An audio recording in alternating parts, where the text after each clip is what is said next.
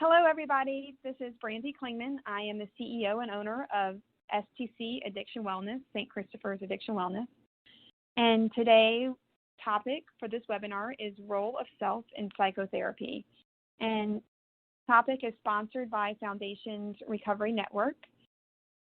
Important to know that the questions and answers, you can submit a question to the bottom left of your screen at any point during the presentation. All questions will be answered during the last 10 minutes of the program. Resources, you can find a PDF of the presentation and additional resources under the headshot image located on the left of your screen. For help or assistance, you can email Melissa Pangaro at mpangaro@naccme.com. NADAC credit information. To receive credit, you must watch the program all the way through the Q&A section at the end of the presentation. Do not leave the console. Please continue to stay on the platform. You will be automatically redirected to an evaluation landing page. If this is your first time attending a webinar in 2019, you will need to create a NACCME account when you are first directed to the landing page. For all subsequent webinars you attend, you will already have an account and you will just need to log in. After completion of the evaluation, you will be able to download or print your certificate.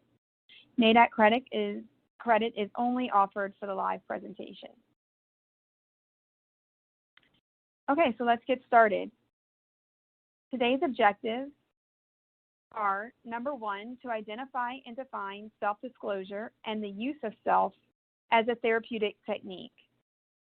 Number two, to discuss benefits and potential consequences of the use of self in sessions.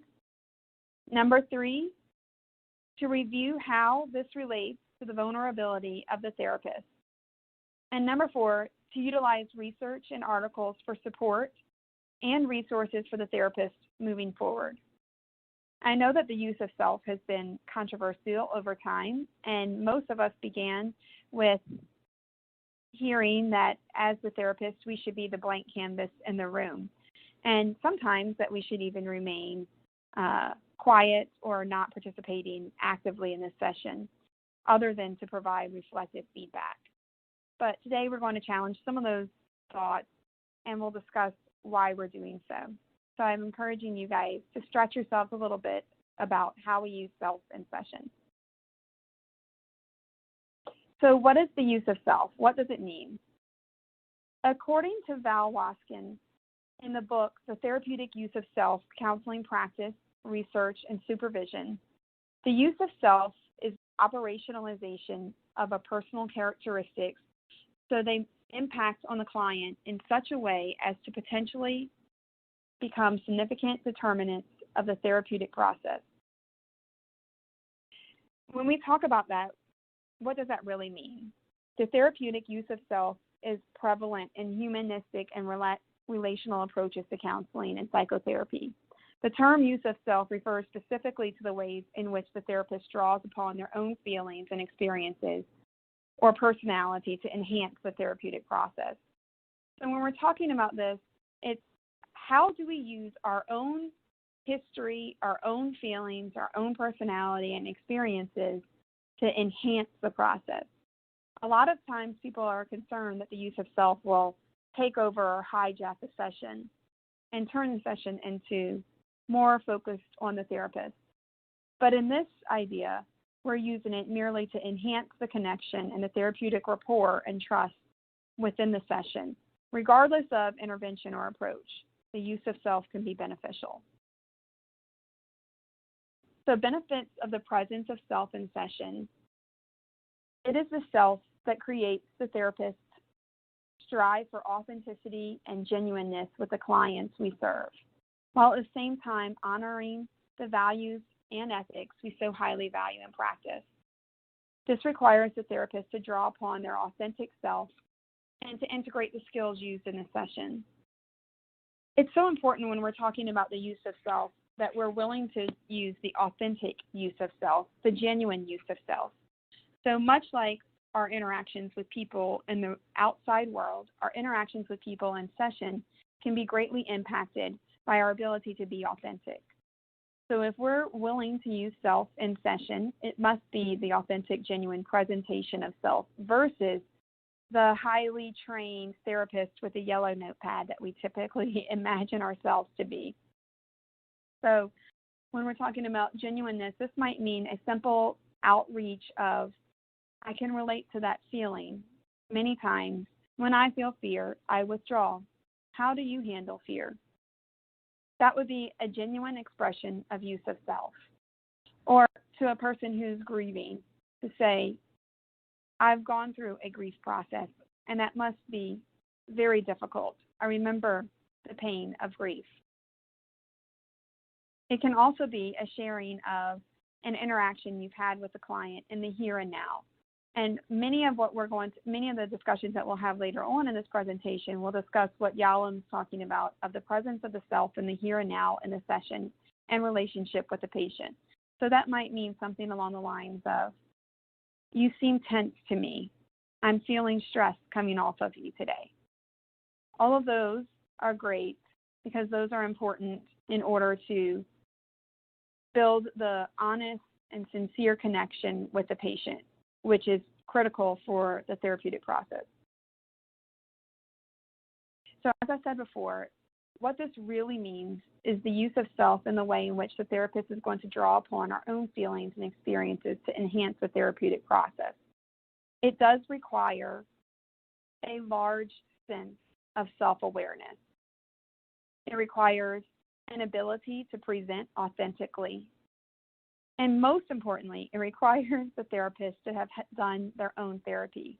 In order for us to have a good self-awareness and ability to present authentically, we do have to have a very good understanding of ourselves. And when I think about this, I think about the amount of hours that therapists spend in their trainings and their CEUs every year. And we are required to obtain a certain amount of CEUs every year, but we are not required to be in our own therapy. So the use of self, which is critical in establishing these relationships, does require us to have a very good, healthy understanding of the self. So it does encourage us to have done our own therapy or continue to do our own therapy in session.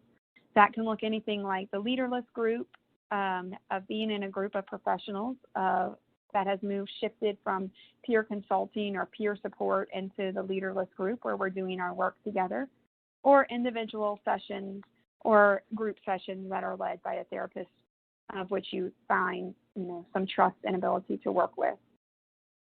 Either way, the most important thing is that we are doing our own work in order to be able to work with our patients. Self-awareness is, on this slide, there's an image that says the ability to take an honest look at your life without attachment to it being right or wrong. And it's a quote by Debbie Ford. And I love this quote because I think oftentimes when we take a look back at our own self, we have a lot of judgments about right or wrong, and it blurs our perception. So when we're talking about self-awareness, we're talking about this ability to take an honest inventory without judgment of right or wrong when possible. So if I'm looking back at my life, I might look back at my college years and think of myself in a certain way and the behaviors that I did in a certain way. Where I look at my parenting life, it might look different. Early parenting, I might have some judgments or thoughts about my own skills or my own relationships with my children. When we're doing this awareness, it's important that we try to be focused on the inventory and not the judgment. That judgment will come and go, and it's important for us to be aware of it. But the goal is to take the inventory regardless of the judgment. So in order to be able to effectively use the self in session, we must develop and nurture an honest sense of self-awareness. To you, that might mean sitting back quietly and reflecting upon yourself or your life. Some others, it might mean that they might need more introspection work done within a therapy session. Self-awareness is developed by taking an inventory of the self through personal therapy. It could also be done through supervision, many times with supervision or with your mentor. There are times where you're able to get and receive direct feedback from that person about yourself, which is important for us to be open enough to receive. The other option is other personal or professional development resources. I can think back to my childhood and think that a lot of my self-awareness has come through family members or friends giving me feedback about who I am compared to who I believe I am, or how I present compared to how I believe I'm presenting. So oftentimes our patients will say that they feel misunderstood or misperceived, that people are walking away with a wrong perception of them. And that can be very defeating to the patient. It's important for us in the same way to know how are we being perceived by others, and that increases our self-awareness. So sometimes I get feedback from people that I'm being received in an intimidating way, when really it's a pensive feeling that I'm having. I feel thoughtful, or I'm taking inventory of what's going on. And a lot of times during that time, I will be quiet or reflective and just absorbent of what's going on around me. And I guess what happens is sometimes during that time, I can look intimidating or irritable, or people may question what's going on with me because I'm not being normally as chatty or as open as I would be in other circumstances. So during that time, I am aware, very self-aware, that when I'm being quiet, I should tell people the reason why. I'm just taking this in, or I'm thinking about things. I'm trying to process what's happening. Sometimes it's letting them know that you know what's going on within yourself and how you're presenting. That helps decrease their defenses around you. Yalom discusses a lot of this through his book, Becoming Myself, and we'll talk a little bit more about Yalom as we go forward in this presentation. I think of Yalom as a large mentor in the use of self in psychotherapy, as he is one of the founders of group psychotherapy and a large mentor to many of us. He's written several books discussing the importance of understanding the self. And in one of the latest lectures that I went where Yalom was presenting, he discussed not only the use of self in the session, but also in electronic presentation, and how we can use, if you can imagine that Yalom is actively practicing in California, or was at the time a couple of years ago, and was using technology as a way to connect with his patient. Even in that, he believes that the use of self is a critical component of connecting and creating that true connection, which builds trust and rapport to do the hard work that happens in session with our patients. He discusses in this book the hours of, I think it was 700 hours of psychoanalysis that he went under in his throughout his training to become a psychiatrist, and that the psychoanalysis was helpful in gaining self-awareness, but was not as helpful so much in creating a connection between the therapist and the patient. So therefore, may not have had the positive impact that it could have potentially had. But it was a different time. So now we're talking about shifting from the old therapist mode of holding the notebook and the pen while the patient's lying on the couch, and asking them often questions like, how does that make you feel? Or what do you think about that? Or even the CBT approaches of let's journal, or let's challenge these thoughts into more rational thoughts, into discussing that seems to be harsh to me. This makes me feel this way in this session. How are you feeling? So understanding why we're feeling a shift within ourselves in a session is important. And it's important in order to know that we have to be able to be self-aware of what our self was feeling going into that session. The next thing is authenticity. And when we talk about the authentic therapist, Carl Rogers emphasized the importance of the therapist's authenticity in the therapeutic encounter, and indeed identified the therapist's congruence as one of 6 necessary and sufficient conditions for personality change. Authentic presence in the relationship is one of the most fundamental examples of self in counseling. Authenticity and self-awareness go hand in hand. attunement to ourselves and our bodies, and allowing our experiences for an authentic and intuitive response in our interactions with our clients builds the connection in therapy. It's hard to kind of understand what the use of self and the authentic use of self might look like. When someone were to tell me this a while back, about 10 years ago, they started talking to me about the use of self, I felt very uncomfortable with the idea. It feels exposing for the therapist and potentially damaging for the therapist, that maybe the patient could use our authentic presentation against us in some way, or to create a relationship that was crossing boundaries that I had imagined in my mind to be impenetrable, that many of my mentors had told me was important for us to not do. But when we're looking back over several different approaches to research, several different approaches to theoretical interventions or research supporting these interventions, many of the founders are coming back to this use of self as being a critical component. Also, the ability to be the authentic self in session as being a critical component in how we present. When we talk about the personal use of self-disclosure, it's important that we understand that personal information by the therapist can be a controversial issue. Some therapists prefer not to answer questions about themselves or their lives in therapy or in the session. Others argue, though, that doing so can enhance the relationship and promote trust. There really are not conclusive answers as to whether personal disclosure in therapy is helpful or detrimental, but the most important thing to understand is that disclosure is offered with the client's needs in mind, and that therapists ask themselves the question, who does this serve? Is there no therapeutic benefit for the client, or is there significant risk to the disclosure that could be harmful to this client? If that is the case, then it's better to refrain from self-disclosure and discuss the issue within the session or also possibly within your supervision. So when we're talking about authenticity or the use of self-disclosure, that's a little different. Authenticity can be, I can feel that that must have been painful for you, or I can feel that this is irritating in this session. I feel irritated hearing this, and I imagine that many other people might feel the same way. How does that reflect upon your interactions with people on the outside versus the personal use of self-disclosure,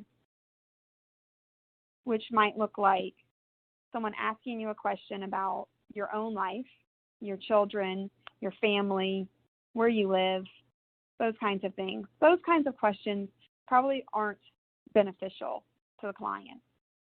They may ask, how old are you? Do you have children? Have you ever been married? Are you gay? Can you understand what it's like to be gay? In those kinds of questions, the personal self-disclosure has to be weighed upon. Is there a therapeutic benefit for the client to understand this? Or is this disclosure potentially harmful to the patient? In which case, if the answer is there is no therapeutic value, then maybe the question to the patient would be, I wonder why it's important for you to ask me this question. Before we say yes or no to answering the question, maybe it'd be worth questioning the patient's need to know the information. Most often, that is a result of the client feeling a detachment from you. And there may be a better way to feel a reconnect or reattachment in a different type of disclosure or a different type of sharing with the patient. So in those times, it's important to reconnect with the patient in a different way. Authenticity can model a new way of being for the client who struggles to access their own self in an authentic way and provides them a relationship free from pretense where difficult material can be explored safely. So when they're in a session and they're saying, I'm really struggling with understanding why she continues to think of me in this way, why this person continues to reject me. And many of our clients go through this fear of rejection and experiences of painful rejection over and over. And they'll come in session after session expressing the same type of rejection or the same feeling of rejection. in a similar experience as they had before. And the presence of the authentic therapist and the use of self can be critical in this situation to give them some honest feedback as to why they might be experiencing this, why people might be perceiving them in the wrong way. Something like this might be discussed in a session like the patient saying, for example, everyone thinks of me as a jerk. They keep walking away from me saying that I don't care about them, that all I care about is myself. And maybe you've noticed time after time that the patient has failed to recognize other social cues in the room, has failed to pick up social cues within their group when they retell the story of the rejection or the situation in which the rejection resulted. Then you may ask them, how did this happen? Tell me again about what happened in this session and in this interaction with this peer group, and then give them feedback about what you felt when they said certain words. I remember a patient one time telling me over and over that she was continued to be rejected by her peers, a young female in her 20s, over and over rejected by her peers.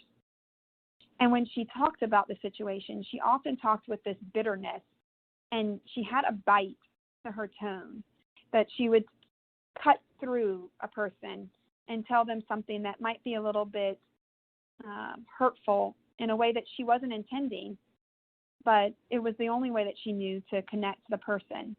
And it was really reflective of her relationship with her mother over the past.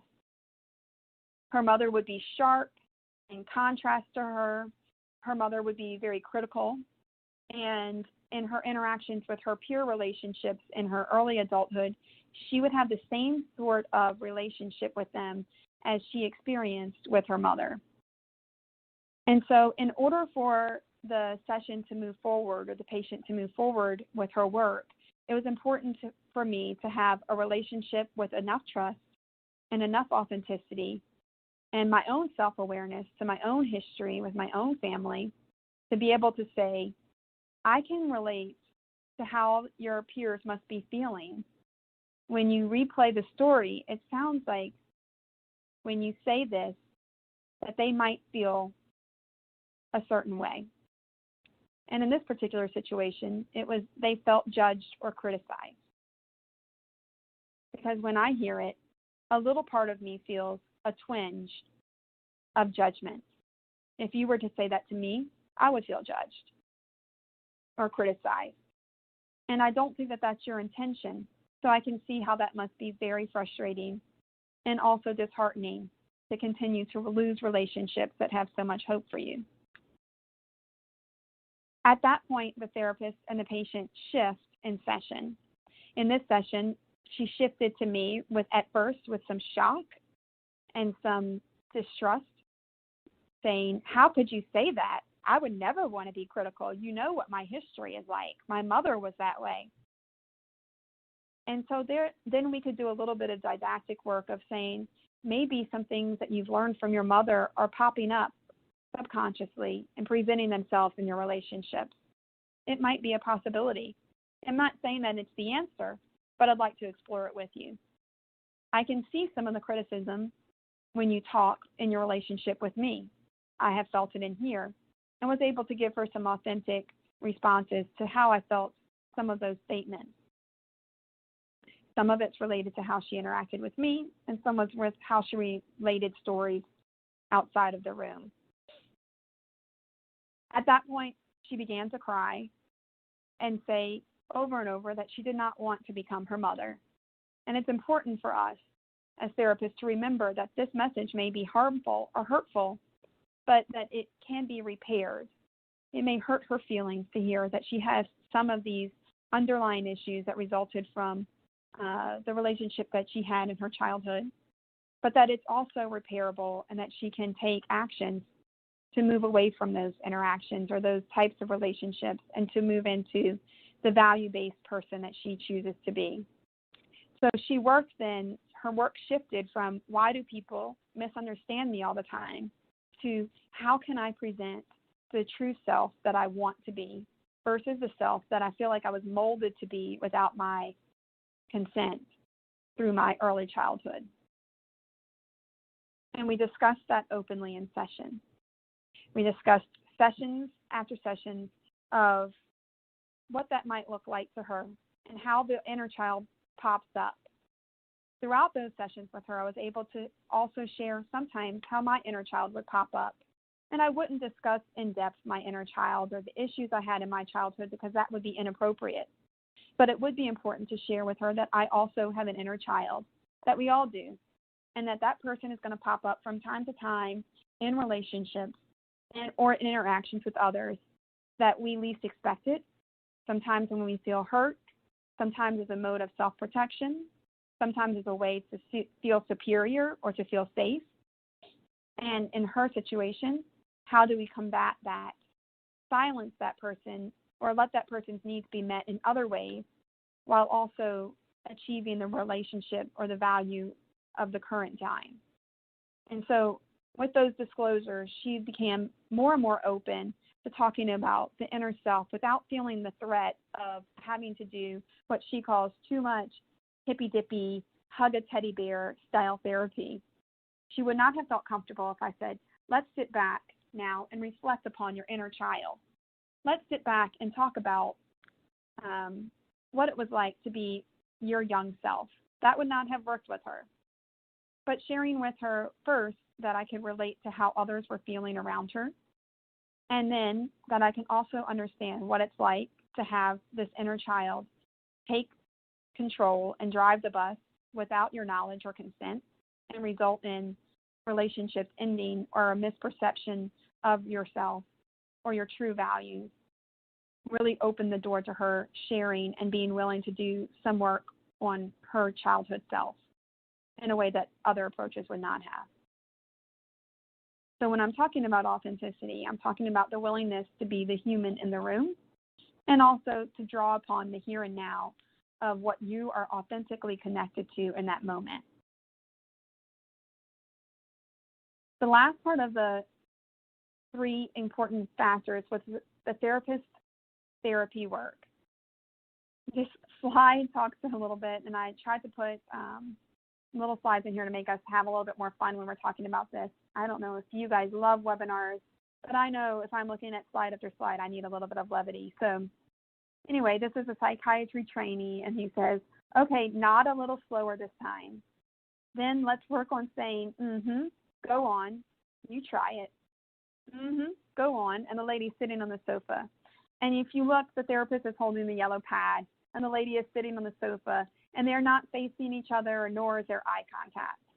And when I was coming up in training in psychotherapy, I remember thinking that this is what the therapist should look like.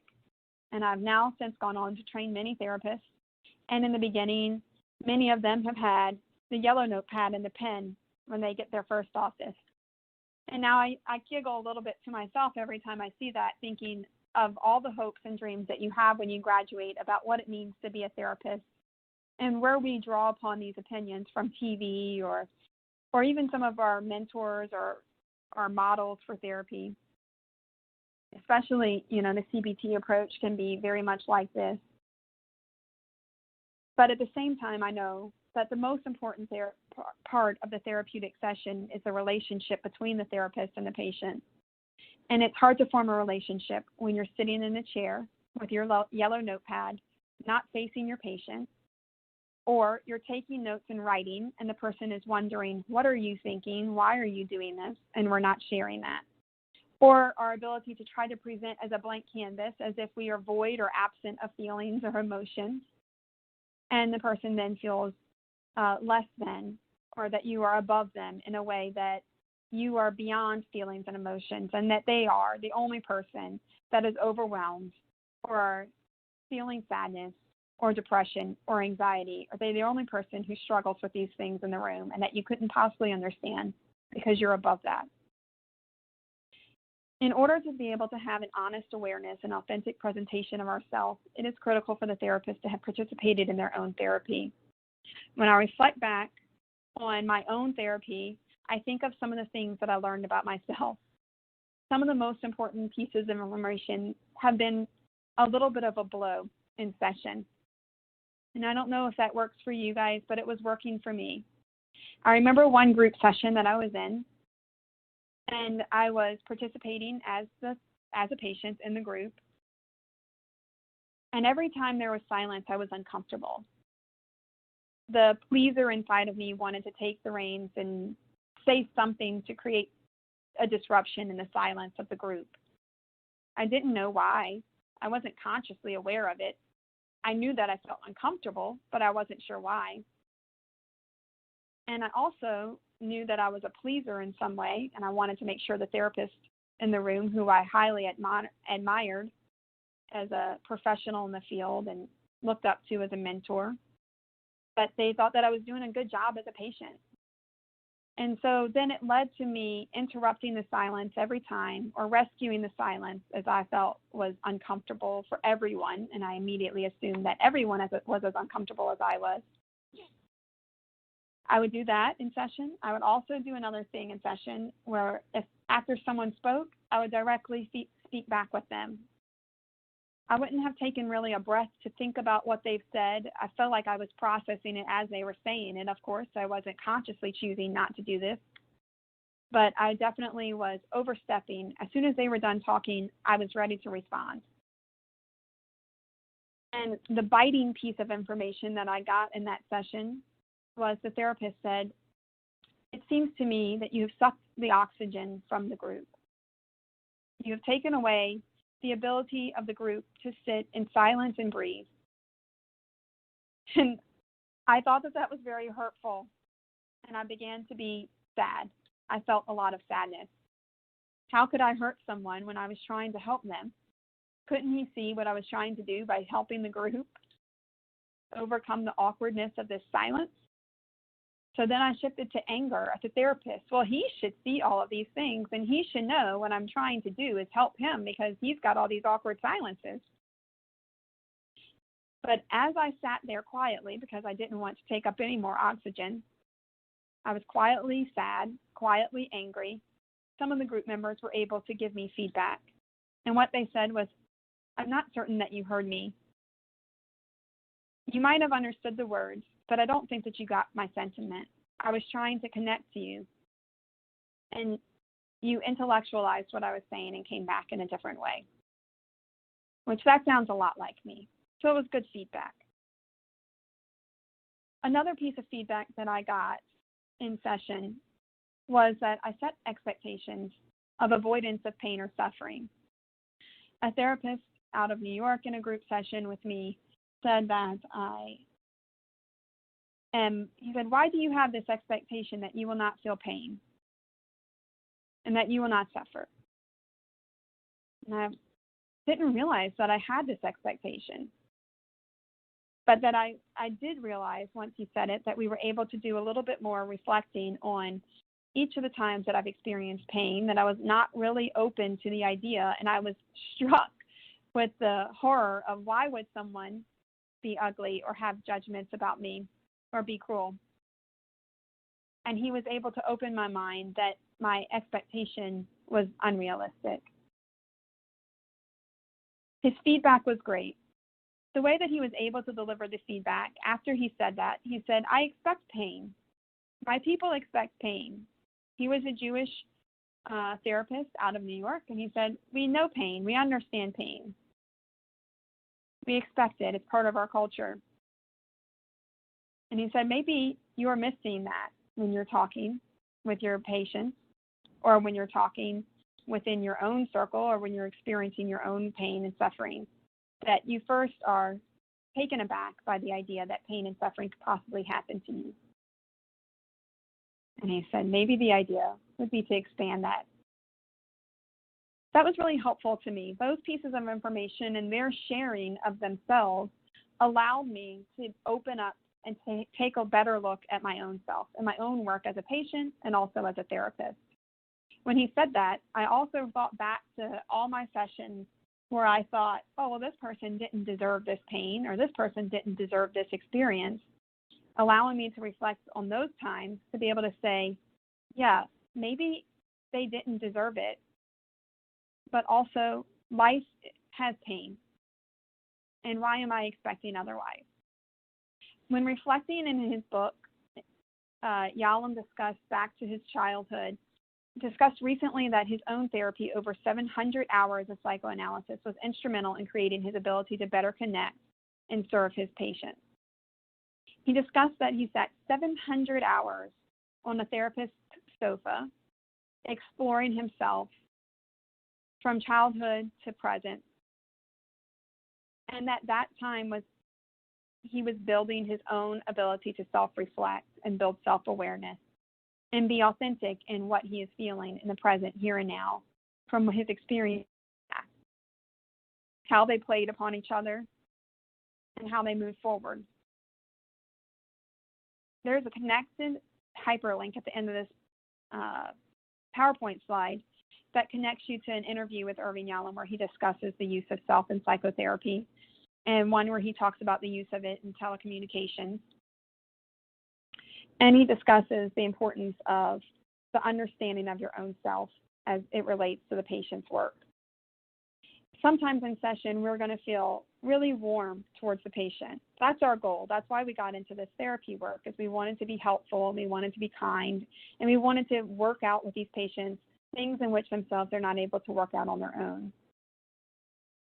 But also there are times where we are going to have judgments, disappointments, prejudices, feelings of yuck or gross, disgust. And those times are important to understand ourselves really well as to why are we feeling these feelings. Even if it's a love or a feeling of love or compassion for the patient. Why do I feel so much compassion for this person? What is it about me that's drawn towards this person to feel so much compassion? If it's disgust or hate, why do I feel this hate towards this person? And only through our own work are we able to understand, what does this person bring up about us? What is our countertransference that is present in this session? Because countertransference is present in all sessions. So what countertransference offers us is the ability to self-reflect quickly and stay connected with the patient, only through our own work, though. If we haven't worked on ourselves, then we're less able to identify why the countertransference is in the room, what it's related to, and how we can use it as a therapeutic tool. So the encouragement from this session is, this part is that therapy helps the therapist. Many of the people that I supervise have not undergone psychotherapy of their own. By the time they graduate with their master's degree or their doctoral degree, they have not been required to do their own work. Part of my requirement as being their supervisor, of course, is for them to do their own work and to be in their own therapy. If you're in the situation of supervising a supervisee or training a group of people, I would encourage that you make as part of the training a requirement for them to go through their own sessions. One, to build compassion for the patient who is on the sofa, like in this slide, hearing, go on, or how does that make you feel? To be exposed as the patient is exposed, to have some understanding of what that is and how that feels.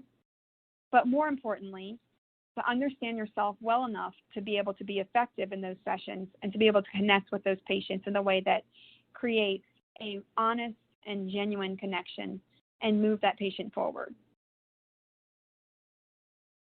So our training should extend well beyond our formal education. One of the most important discoveries of modern psychotherapy research is the power of the connection in the relationship of the patient and the therapist. Yalom goes so far as to say that the lack of presence or the use of self in sessions and interventions or theories such as CBT, of which he states CBT omits the essence of psychotherapy, the interpersonal nature of the therapeutic relationship.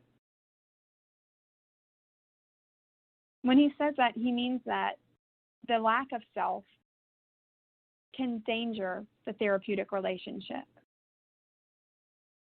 I think that as a young therapist, I reflect back upon my time as a young therapist, and I would have lots of worksheets and handbooks and workbooks for patients. I would often give them workbooks to go home and to do an exercise on either their diary card or their CBT exercises as I was following my formal training in education and different certifications in theory intervention. And I think back to those times, and I often wonder what I missed. I know what was going on with my own self-awareness was, as a young professional, I was wanting to appear as if I was knowing what I was doing. It felt like I was a young person in my mother's high heels, playing dress up, going to work with my yellow notebook and my worksheets for my patients. Having lived less of a life at that point in my early 20s than I have now in my late 30s, almost 40, I felt confident having the pieces of paper between me and the patient. I felt confident with the more letters I had behind my name, and that would bring ultimately better results to my clients. But here, when we talk about what Yalom says about the lack of the presence of self and the use of self in session as detrimental or harmful, I think back to those years and I wonder, what did I miss? I wish that I could go back and be more of myself in those sessions. I remember many young professionals saying that they felt like they were dressed up in their grown-up clothes going to work, wondering why people would listen to their opinion. And I never shared that that could be a thing that I could relate to. I get that. Being young and being a professional is difficult. And it's hard to understand because sometimes you're expected to know all the things and say all of the right things in session. Tell me something wise in this session. Give me the right answers in this session. That was the underlying nature of the relationship.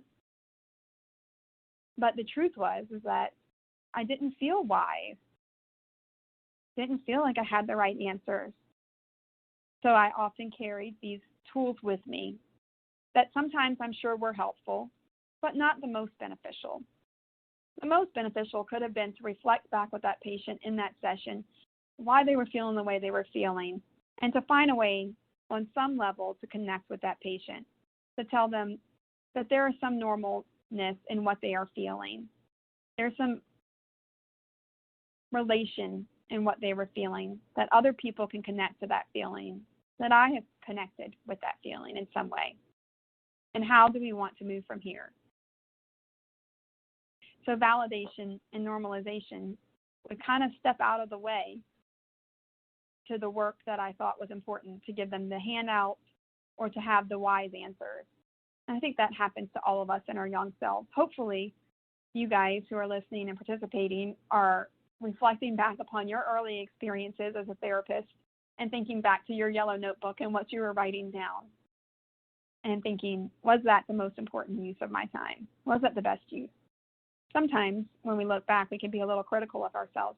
But I look back at that young therapist with a lot of compassion, that she was trying her hardest to be the educated person that her formal education told her to be, but that she didn't have the skills yet that she would need for the long journey into her career. Now, after hours and hours and hours of my own psychotherapy work and participating annually in my own group psychotherapy, it's helped me to understand a little bit more of myself and helped me to become my authentic self without fear of that being harmful in the relationship with the patient. So our work as therapists continues beyond our education and into our own counseling, peer consultation, group psychotherapy, or even leaderless groups with other therapists. I've been really beneficial to be a part of an organization called the American Group Psychotherapy Association, in which I've gotten to see Irvin Yalom speak many times, Marsha Linehan, many of our founders of different theories that we use. And each of the trainings that I experience, it's a 5-day institute workshop that I go to every year. And each time I sit in a group training, we are actually in a group session. So the use of self is a part of the learning opportunity, and each of the learning opportunities is also therapeutic. So the modality that we sit in to learn, let's say one day I'm learning EMDR, and the next day I'm learning harm reduction. We're using ourselves in a group with a leader and an experiential exercise of learning.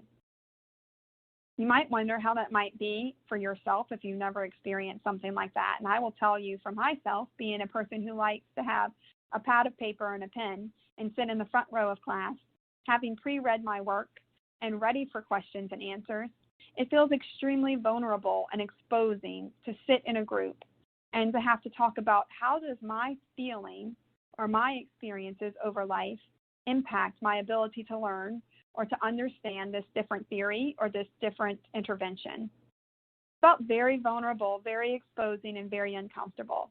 Now, I think I'm 15 years into going to that conference and workshop every year, and I've experienced a leaderless group and a group with a leader for several years. It still feels the same way. Walking in, I don't like the idea, and I try to think of many ways in which I can get out of going to this session or this workshop. I often think maybe I could use my kids as an excuse, or maybe I could say I'm sick. But the important thing is after I sit down and after I do the work, I think about that must be how my patient feels coming into session. It must feel vulnerable and open for them on a way that I couldn't have discussed or described before, or even understood before having done it myself. Now I know that it's part of the importance of going through my own work to understand better my patient's work. This type of learning has been just instrumental in changing my work as a therapist and also as a leader in my profession. I use this work now, the use of self in training with my employees, in interactions with staff, and also in interactions just in general life. I use it at the dinner table at Thanksgiving when everything is awkward. I like to talk about what I'm experiencing at the dinner table and just to name it. And I've become more comfortable with that. As we do our own work in these types of groups, or group psychotherapy, or peer consultation, or our mentorship, any of those types of things are things that we can do to continue to enhance our own self-awareness, and then to be able to bring that self-awareness into group or into the session. That enhances our ability to grow as a therapist, and that's what we all want. We all want to be helpful. We all want to be considered an expert in our field, and we all want to be making a difference in people's lives. And I can say I can't remember every worksheet I've ever handed out. I can't remember every connection that I've ever made with a patient. But I do remember always feeling a connection in the session, moving towards connectedness and the willingness to say who I am in the session as well, that I exist in the here and now, which is the work that we're doing in the room. What they're expressing and experiencing in the room with me is oftentimes what they're experiencing outside of the room. And it's important for me to use myself as a reflective tool for them to understand what is going on in their relationships outside of the room or within the world itself. And oftentimes people now will come up to me and say, you're way more approachable. You're way more, I've never understood someone who can just lay it all out there. You tell everybody that you're a hot mess. And I say, yes, because I think we're all a hot mess. I think you're a hot mess too. You just look really nice and you've got it all together. But truly underneath there, we're all our inner child just trying to survive. So a good understanding of this helps us stay connected with our patients and stay grounded within ourselves. The benefits of the use of self in session are an increased therapeutic bond between the therapist and the patient, which of course leads to increased trust and improved feelings of validation and understanding.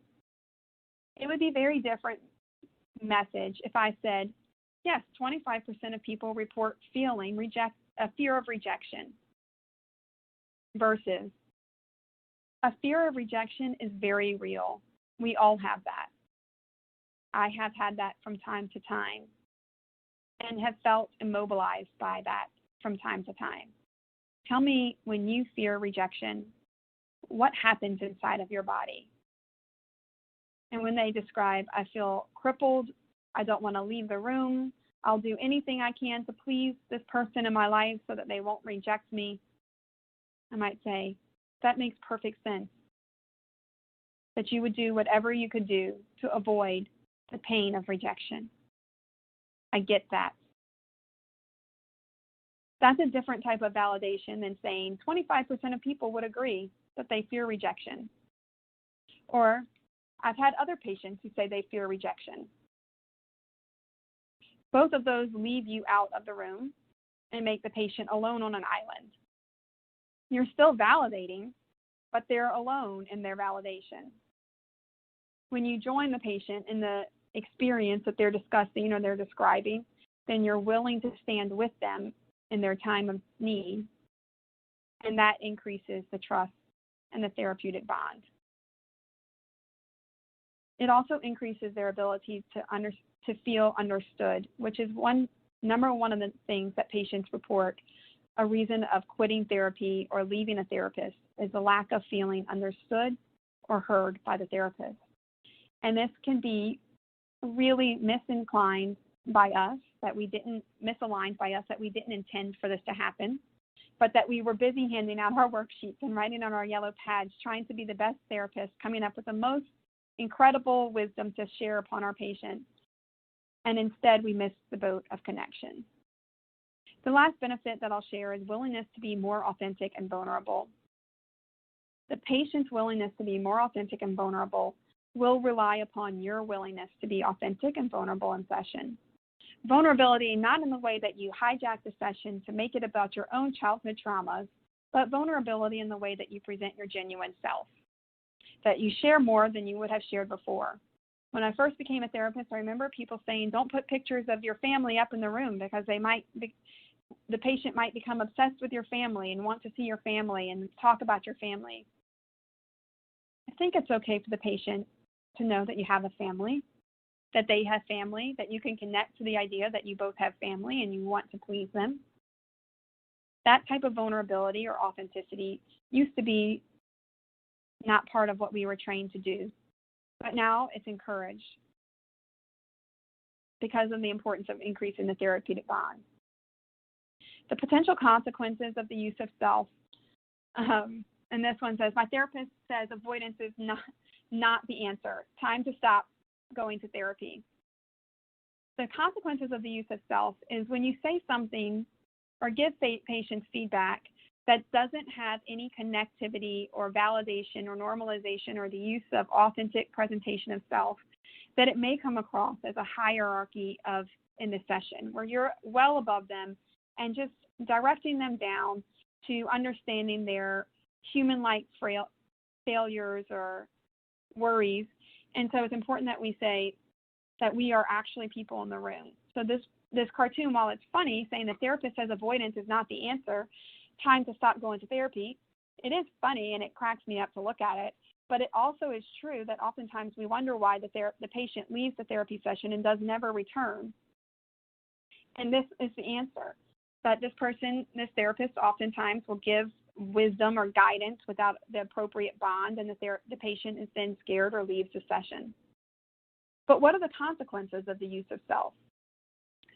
An over or inappropriate use can definitely damage or hijack the session. Someone asked me the other day while I was in a training in Arizona, they asked me, is it inappropriate to cry in session with the patient? And I said, I don't think that there's a strong answer for that.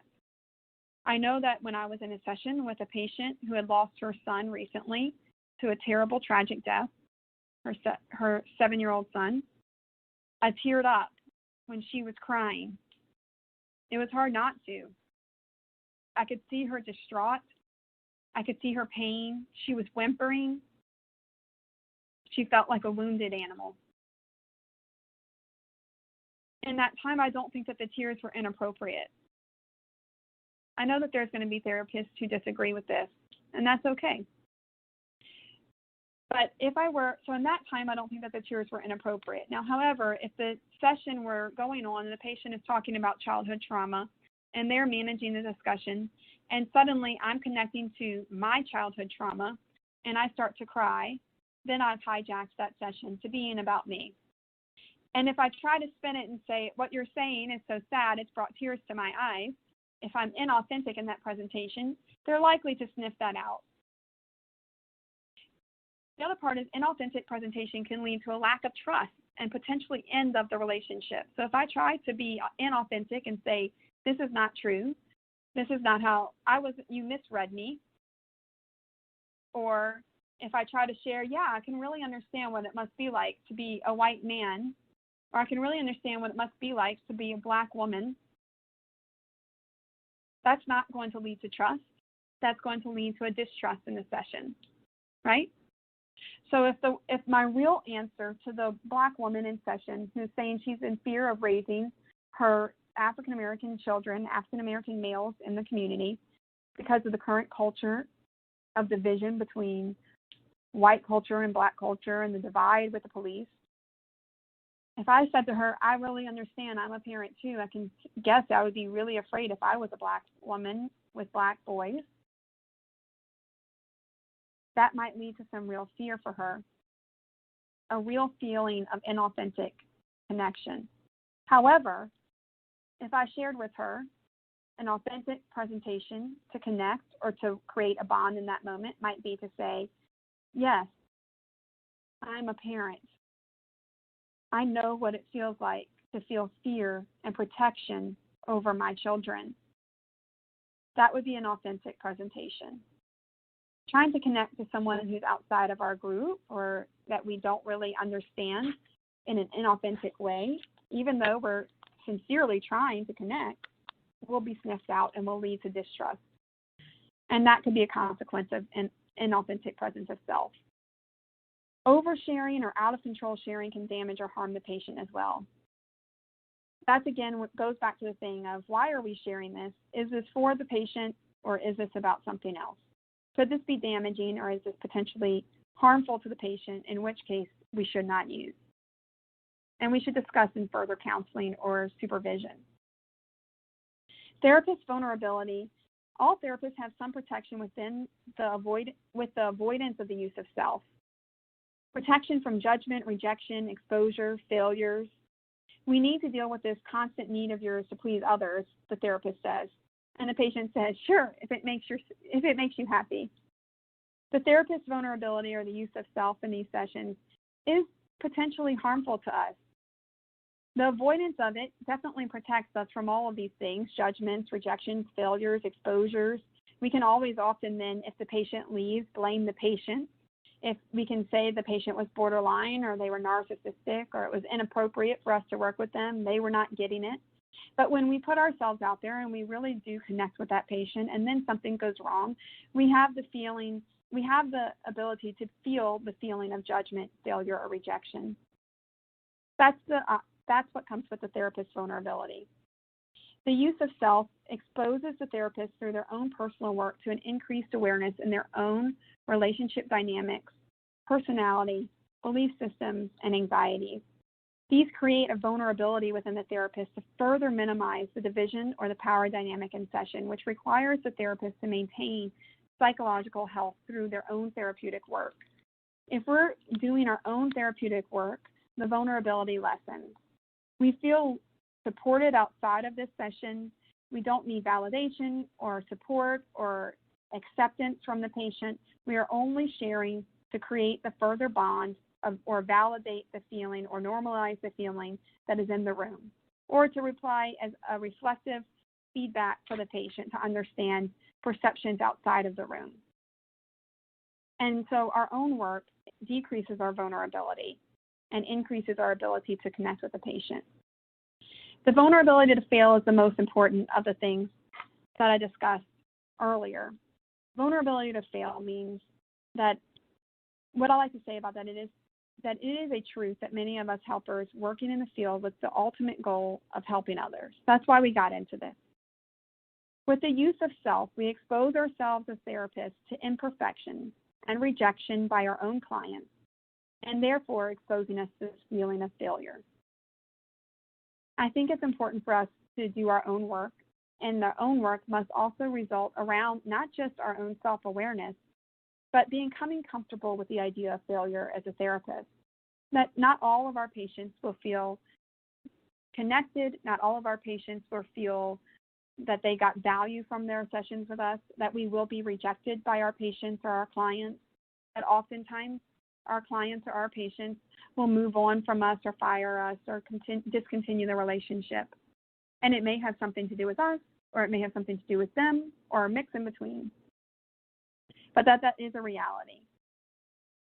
this little cartoon saying, there's not one thing wrong with you that several decades of intensive psychotherapy won't partially correct. It's kind of true for all of us.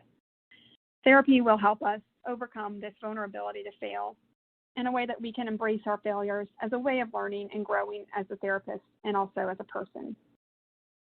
The importance of Irvin Yalom's work on self.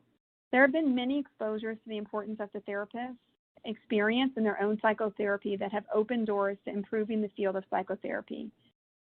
Many exposures of the importance of our own experiences have led us to understanding that the use of self is a great tool within the session to create the bond and connection and also to serve as a reflection of the outside world.